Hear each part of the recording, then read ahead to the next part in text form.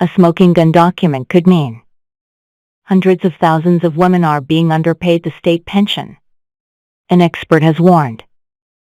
State pension underpayments have been identified by the Department for Work and Pensions, with a correction exercise now taking place.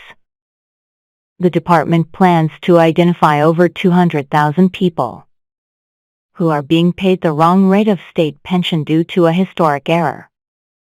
While the vast majority of state pension payments were provided without issue, some married women did not receive the right amount.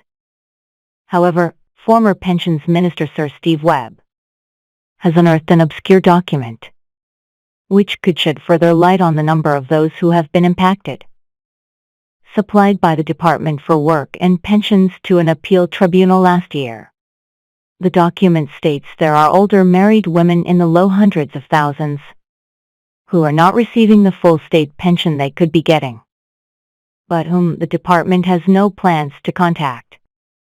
An extract from the document states, as I have already explained, this figure would only have been the starting point for determining who could be eligible for a categorical pension.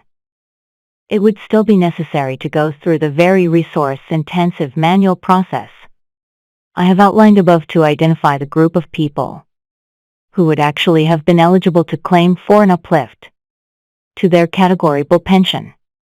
The specific group impacted are those who are currently getting less than the standard 60% married woman's rate of basic state pension, but whose husband is now aged 80 or over. For these women, a higher state pension may be available, but only if they claim it. However, because many of these women are unaware of their entitlement, they continue to receive a reduced state pension. After March 17, 2008, women in this position should have received an automatic uplift to the 60% rate, and if this did not happen, the DWP will try to find and identify them to ensure they are repaid. But Sir Steve warned pre-March 2008, women have been excluded from the correction exercise because the onus is perceived to be on these women to claim the uplift. The Department for Work and Pensions submission to the tribunal is thought to be the first official estimate of the number of women who could potentially benefit from an uplift. These individuals have potentially been missing out on a higher state pension for at least 15 years. However, if they were to apply now, they would get an increase, but it would only be backdated for 12 months. Sir Steve is therefore urging older married women to check if they could be entitled to an uplift.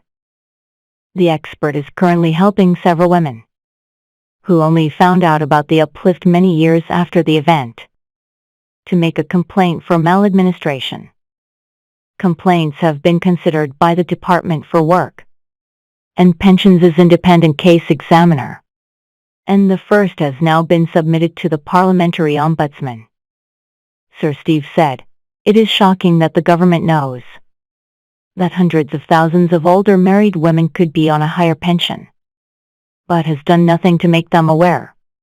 In the 15 years or more since their husband retired, I would encourage any married woman with a husband over 80 and who has a basic pension under £85 per week to check if she may be entitled to a higher pension."